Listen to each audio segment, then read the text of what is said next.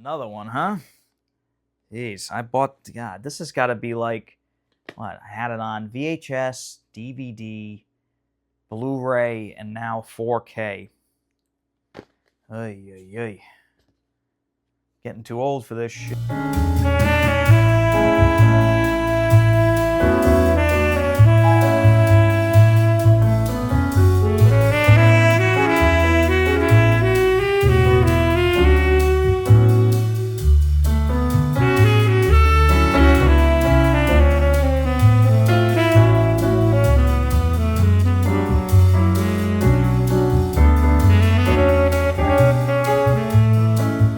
Everybody, welcome back to Kavanaugh's Corner.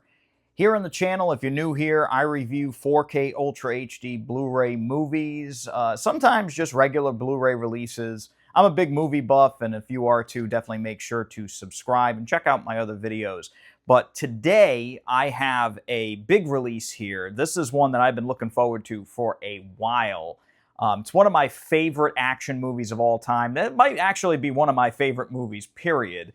And that is, of course, Lethal Weapon, the absolute classic buddy cop movie starring Danny Glover, Mel Gibson, Gary Busey. There are just a ton of great actors and actresses in this movie. Darlene Love is excellent as Danny Glover's wife, and this is just an awesome series, really. I've always been a fan of these movies. All four of them are great in their own way. Of course, my favorite is got to be this one and the second one out of the series. But even the third and fourth ones have their positive sides. So this is really all due to the chemistry between Mel Gibson and Danny Glover. It kind of goes beyond chemistry and goes into that kind of magic that very rarely happens on screen between two actors. And they are just amazing together. And I was lucky enough to meet Danny Glover years ago at a Comic-Con, and this man was an angel. He is one of the nicest people in terms of celebrities that I've ever met. He was absolutely amazing. He was very, very kind with his time. He signed a little photograph for me, and I'm really glad that this movie put him on the map because he is an astounding actor. And his chops are really on display here. I always find it funny, though, he was only 38 when he made this movie. Today, we have an all-new 4K Ultra HD Blu-ray of the original Lethal Weapon, and this features both the theatrical and director's cuts, both restored in 4K with HDR10 and Dolby Atmos sound. And this was sent to me by Warner Brothers Home Entertainment, so big thank you to Warner Brothers for sending this out. Anytime I review a movie that's sent to me, I always like to say the fact that I am not being paid in any way, shape, or form by Warner Brothers to do this review. So just know that going into this review, it is my own honest opinion, and that is all. We're going to be going over the picture quality, the audio quality, and the special features, because this actually does have two new special features as well. But let's jump right into the review here. So the picture quality on this guy, as I mentioned, this has been newly restored, and both the director's cuts and the theatrical cut have both been restored.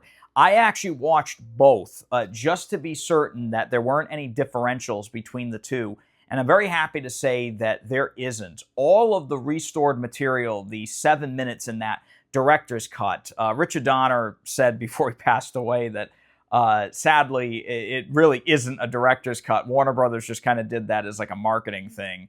But I really do like that extended version.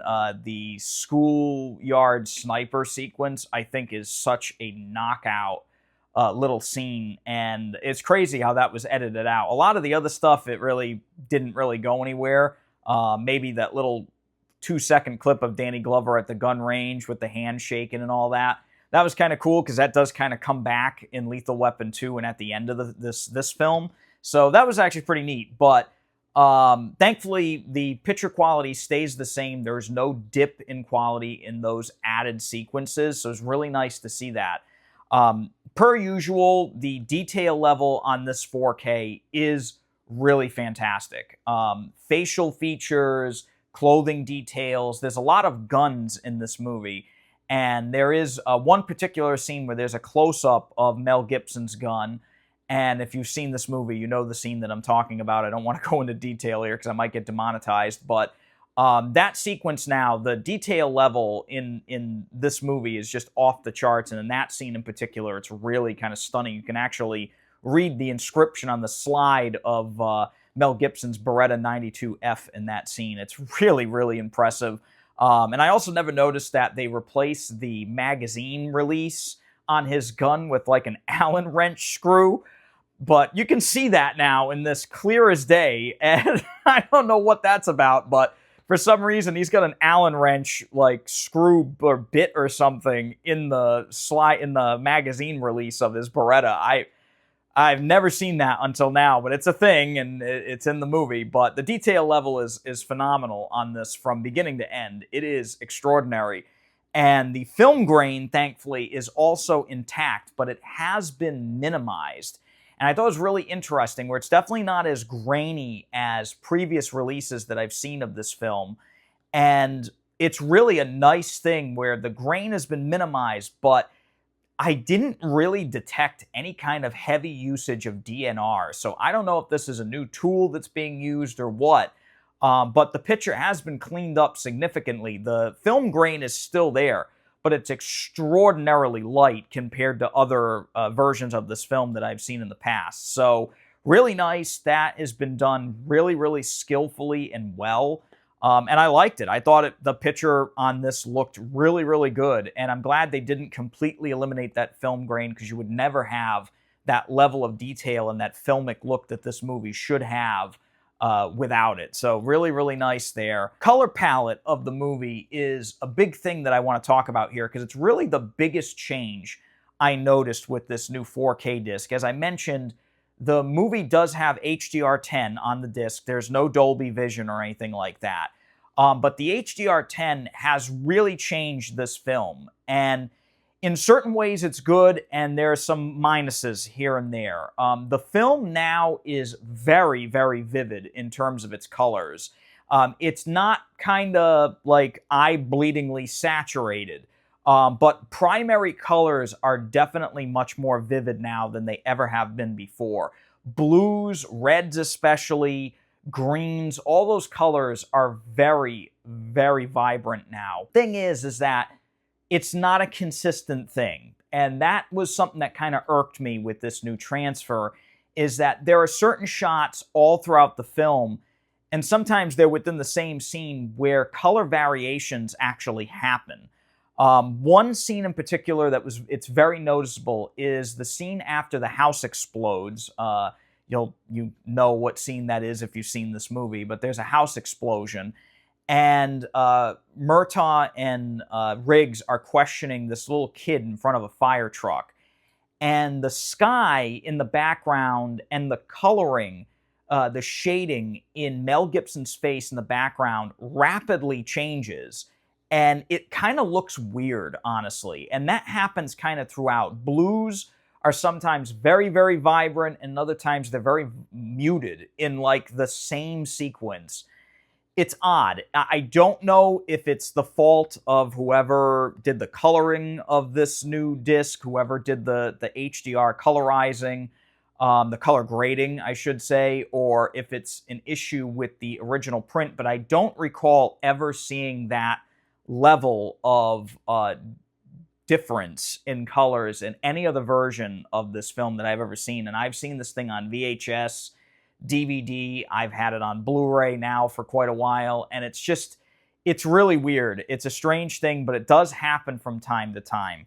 The nighttime scenes look astounding in this new 4K, and that was something I was actually really impressed by. The black levels are great, and lighting overall throughout the movie has been adjusted in a way that really makes this movie look incredible.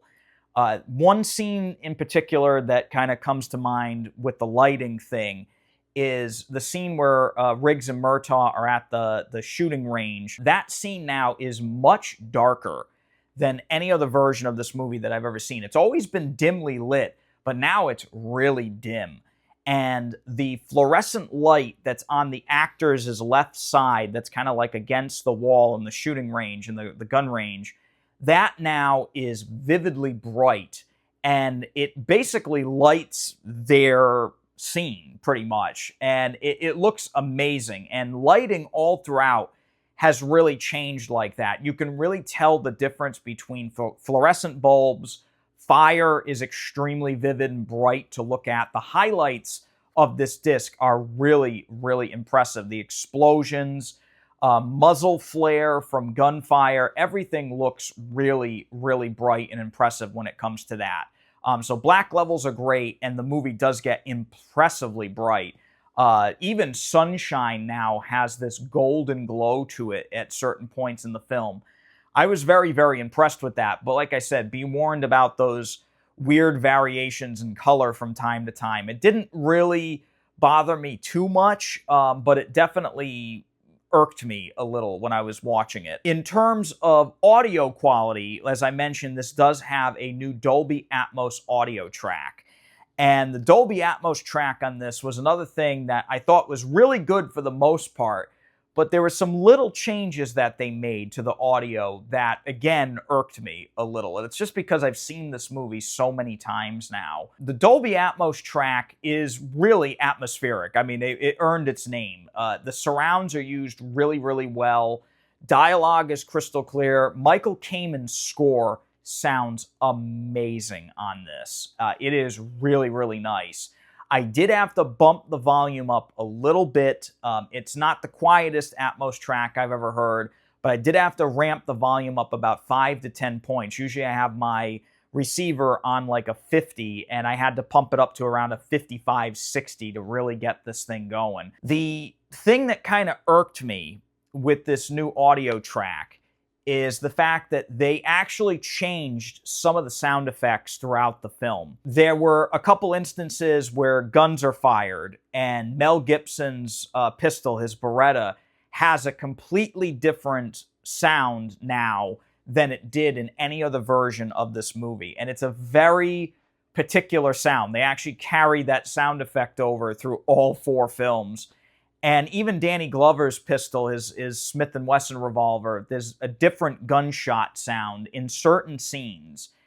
And what irked me about this is that in certain scenes, it has one sound, and then as the movie goes on, they use the original sound, and then it goes back to a different sound. And it was just really weird. And some other gunshot sounds have been left completely the same. So it was just really odd to me that they changed a few things but didn't change other things.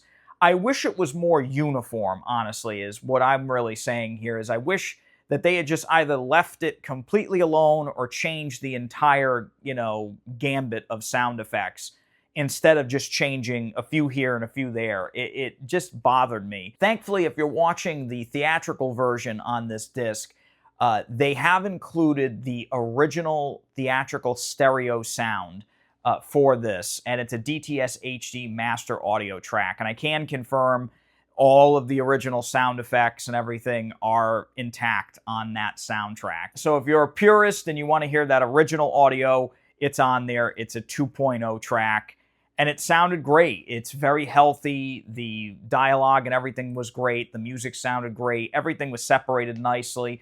So if you're not really interested in that Atmos track, that original theatrical audio is on here. Just keep in mind the theatrical audio is only on the theatrical version. There is only Dolby Atmos available on the director's cut. So just keep that in mind when you're watching this. As for the special features on the new disc here, there's 2 of them. There's one that's called A Legacy of Inspiration, Remembering Dick Donner, and I'm Too Old for This, A Chemistry That Became Iconic. And the first one that is about Richard Donner is basically looking back at Richard Donner's career slightly. It really focuses just on Lethal Weapon. But they interviewed Danny Glover. I think they also interviewed Lauren Schuler Donner, Tracy Wolff, who played Rianne, and Shane Black as well. And it was really nice to hear all these guys that have worked with Richard Donner over the years, their experiences with him, their thoughts of him, and really it's just a nice little 7-minute featurette talking about, the wonderful experiences they had with him. It's really nice. He was an astoundingly great director, so it was nice to see him being remembered on here, a movie that would have never had the charm and heart without him. And the second one, I'm Too Old for This, is really more about the acting chemistry between Mel Gibson and Danny Glover. And it was nice to hear, yet again, Shane Black, Tracy Wolff, and Danny himself talk about working with Mel and how these two guys were really just kind of a match made in heaven. And the magic that came out of their chemistry is just undeniable. And you can really see that they got along great. Even Danny Glover at one point in the featurette says, you know, I don't think I ever had a disagreement with the guy. So it's really nice that they, you know, are still friends to this day. And I love that. You can really see the fact that they were having a ball making this movie, and all four of them. And as I mentioned, Danny's, you know, just like a really nice guy anyway, so I wouldn't see why anybody wouldn't get along with him. What I am a little disappointed in is, though, they did not include any of the previously released special features that were on the older Blu-rays. There were a ton of deleted scenes. I think it was even music videos, longer making-of featurettes, and they just left them out. And I don't know why they did that. So if you're a fan of those special features, don't get rid of this Blu-ray box set if you have it, because there's just a ton of stuff on there. So what are my overall thoughts on the new 4K of Lethal Weapon here? I like this. I thought this was a fantastic new transfer. As I mentioned, you know, it does have some issues. The sound effect thing was a little weird. And the color thing, again, little things here and there. It's not perfect, but overall, it's definitely a big step up from any of the previous releases that I've seen. If you're a fan of this, I think you're absolutely going to love this new transfer. I recommend it, and if you want to pick it up, I'll leave a link in the description below that goes to Amazon so you can get this bad boy, because this is a real good one here. But that's it for today for Kavanaugh's Corner. Just want to say thanks again to Warner Brothers Home Entertainment for sending this out. They are continuing to support my channel, even though I'm a very small channel compared to some others out there, but I really, really appreciate it. Big thank you to them. And thanks to you, we're growing here. So if you like this video, hit that thumbs up button and subscribe to the channel so I can keep bringing you content like this. I love doing this for you guys. This is a passion of mine. And until next time, I wish you all the very best. Please stay safe, keep collecting, and take it easy.